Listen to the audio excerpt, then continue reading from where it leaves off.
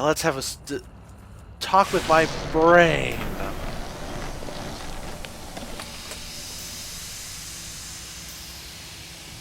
Whoop. Well, well, look who finally dragged themselves in out of the wasteland. And where have we been, Crawling through pits of radioactive muck again? This, this is. Are you my brain? Ah, lovely. Figured that out, have we? Would you like a cookie?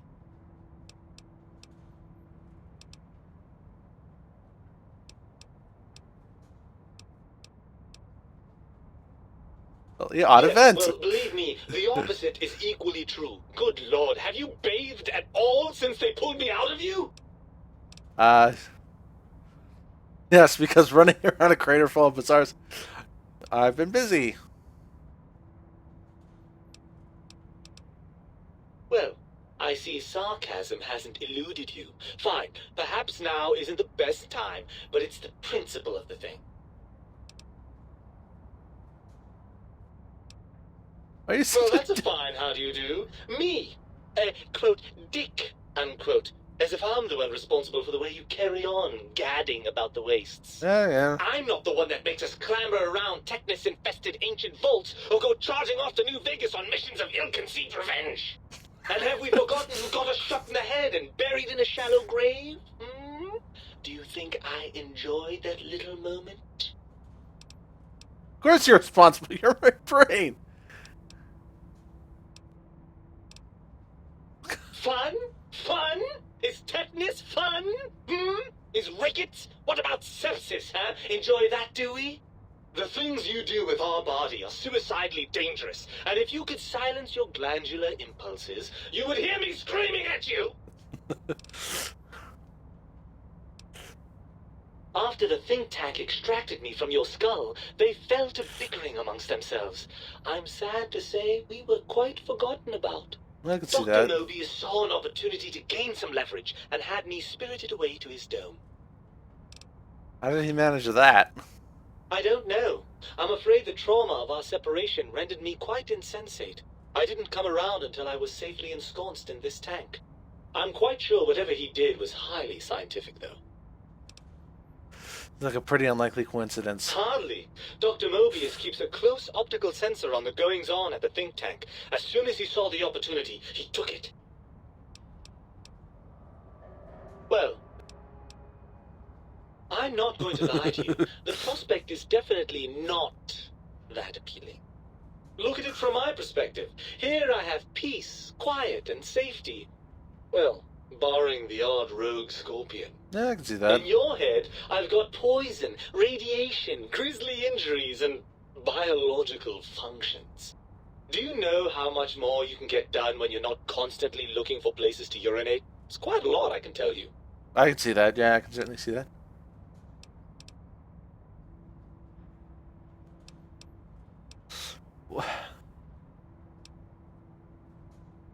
If you want me back, first, showers! Second, regular checkups. Regular, mind you, and from a reputable doctor. Third, you need to listen to me more than your hormonal choir and genitalian orchestra. Promise me that, and you've got a deal.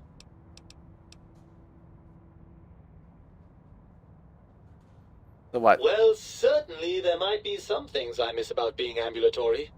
We have seen some incredible sights, haven't we? But still, given the tremendous, potentially life-ending peril that went along with those, yes, I'd rather stay here. This is true that you only feel this way because you're lacking those hormones? I suppose you're right. That does call certain assumptions into question, doesn't it? Indeed, quite. I suppose there might be some advantage to that, yes. There's a chance that the reintegration would create some improved synergy between us.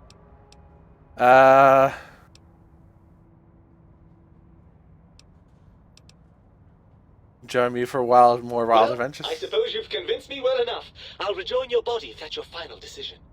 Unfortunately, before we get to that stage of the proceedings, we have a problem. Even if I could settle myself back in your skull and reconnect all those pesky nerve endings, Dr. Mobius doesn't have the tools here. We would have to make use of Dr. Klein's lab, and I rather doubt the brains are inclined to share.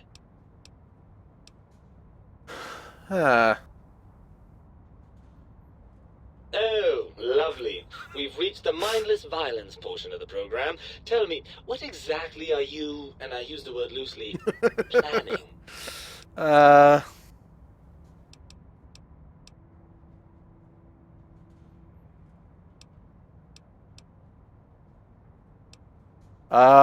Melee weapons or energy weapons? Oh, energy weapons, yes. I'd almost forgotten how much fun those are. How do we proceed then?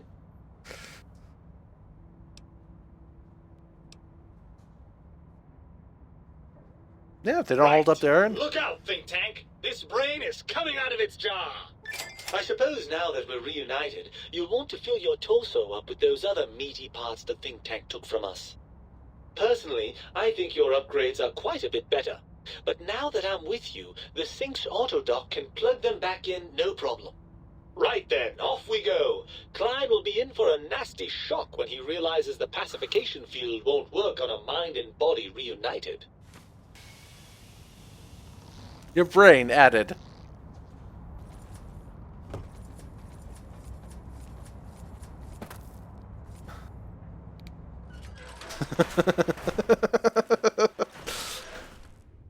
Ah. Well, that stung a little bit, I guess.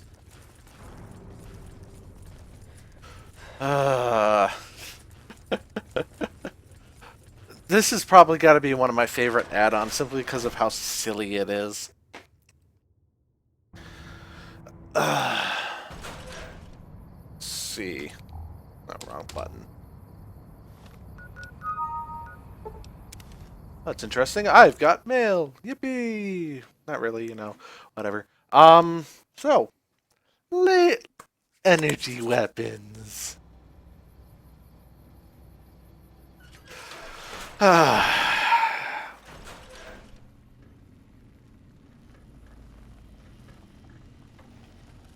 think that's in Muggy's way. You require some additional services?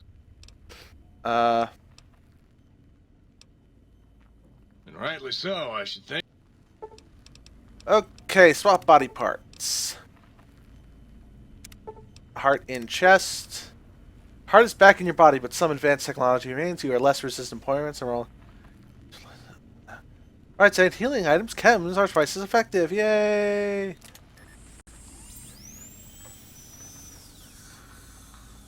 You require some additional... Swap body parts. Swap your heart with these. Reattach your spine. Last the spineless perk.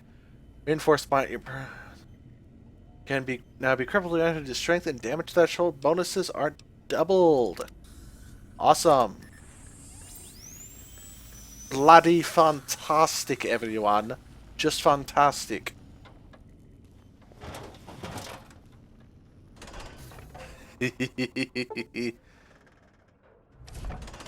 Yeah, I'm finished. This is easy enough.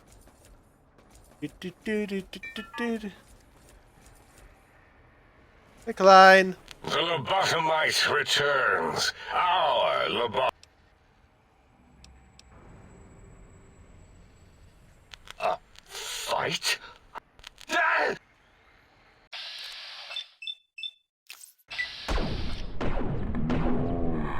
With our radio beams already! I will blast you back to 2060. I keep on forgetting. I'm going to finish your stuff in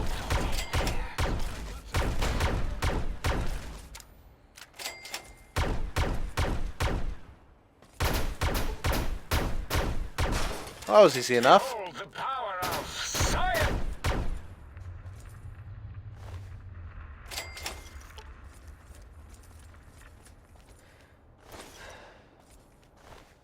And there's really only one way to end this, unfortunately.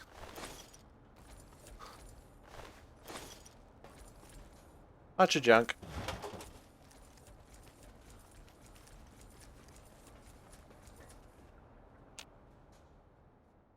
As it had been in the years before the Great War, Big Mountain, the Big Empty, became home to one of the brightest minds of the 23rd century.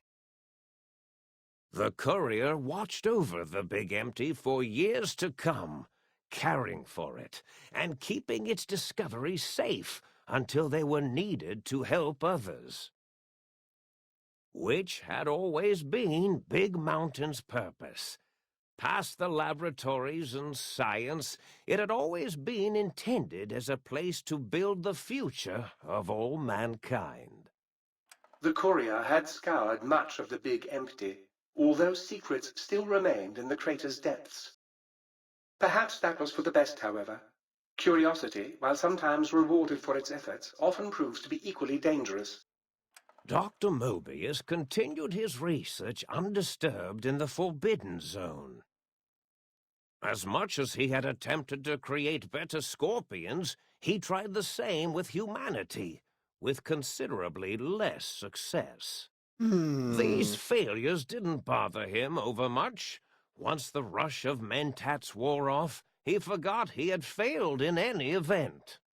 After all, the bright young mind who had come to visit him in the Forbidden Zone had already exceeded his expectations. The sink atop the dome bustled with the voices of a small town, constantly chirping, arguing, and snarling at each other.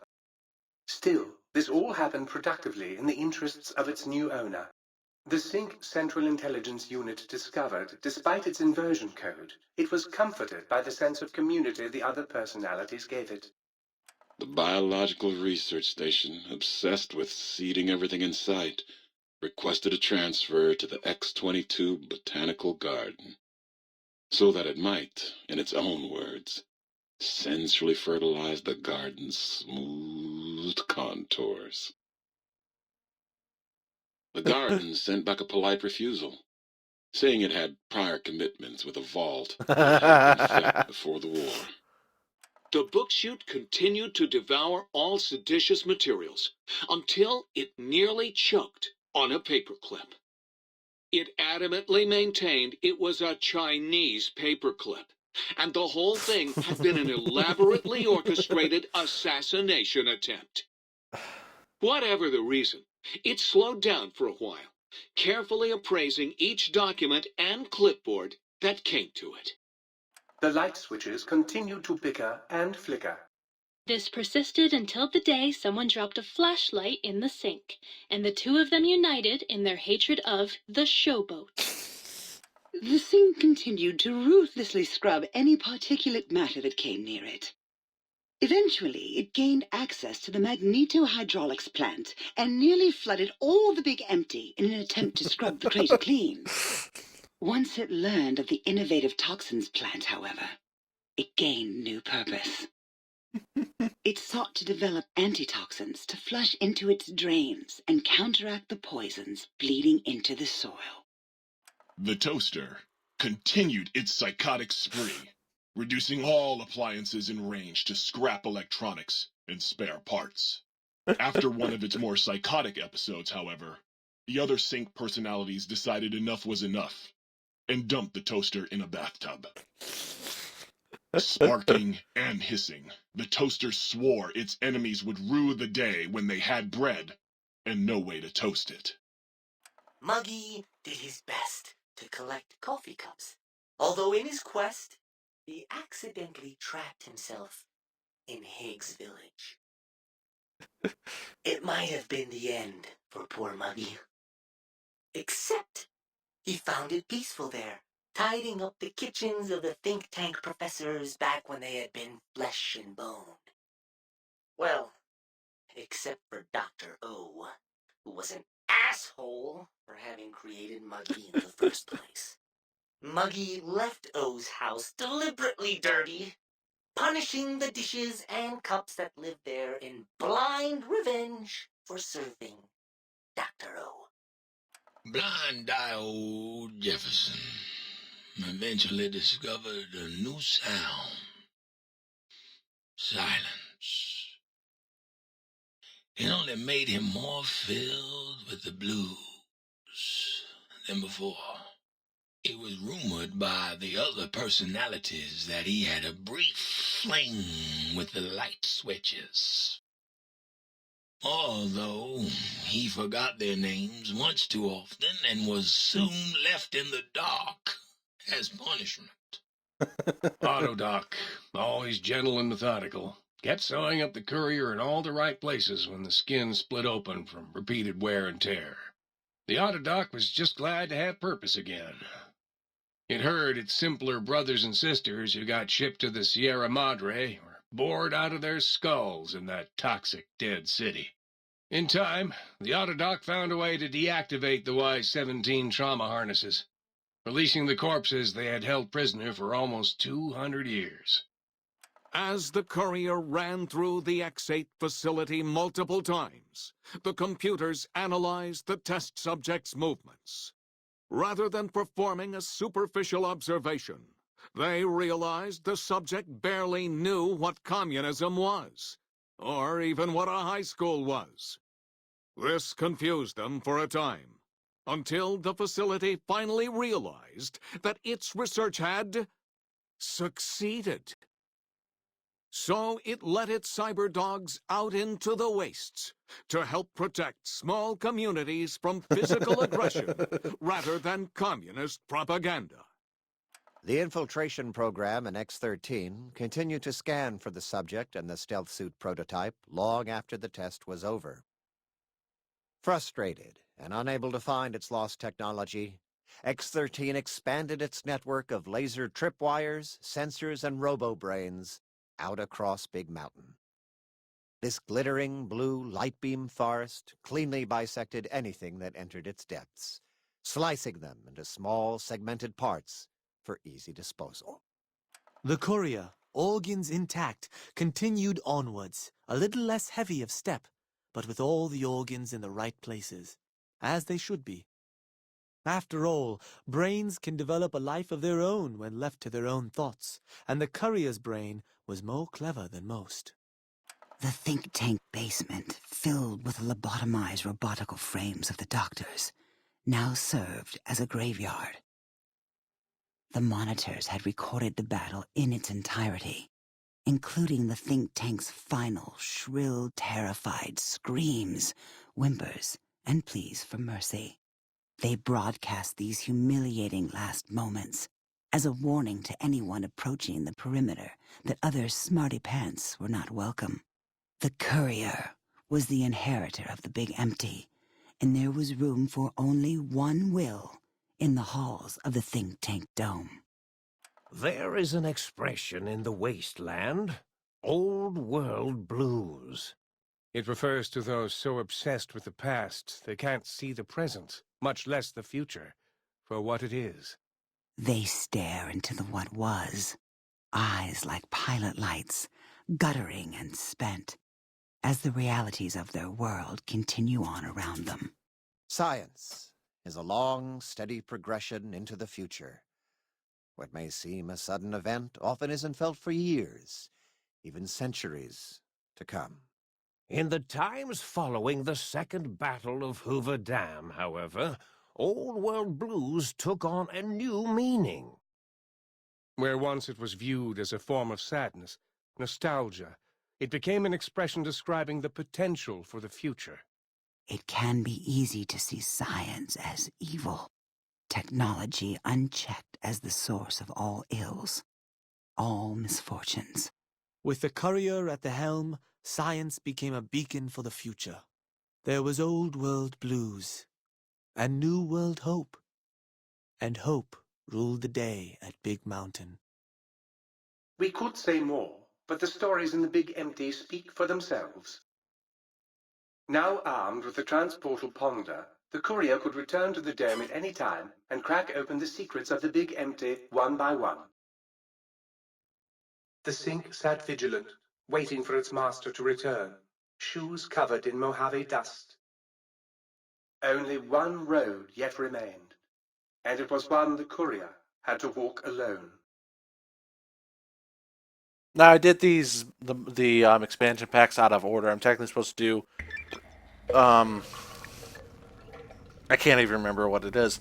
Lonesome Road. I'm supposed to do that one last. I did that one first, so that kind of screwed up the continuity of all these. But yeah, big brained perk. Your brain is back in body, but some of them still cannot be crippled. But you are only 10% ridiculous. Surprising you did by 10%. Minimum plus 1 DT. You acquire the big mountain turns portal ponder.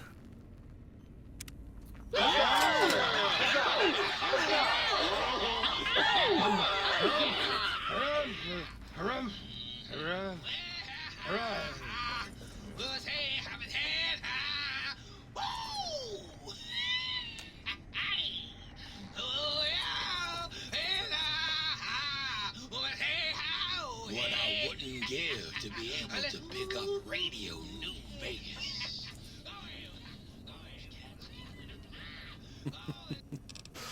Oh dear. Alright. That's the end of Old World Blues. Probably has the most personality out of any of the expansion packs, unfortunately, and is one of my favorites. Can only hope that Fallout 4 has an expansion pack that lives up to this. Though, with stuff being in the Boston area, CIT being destroyed, yeah, who knows?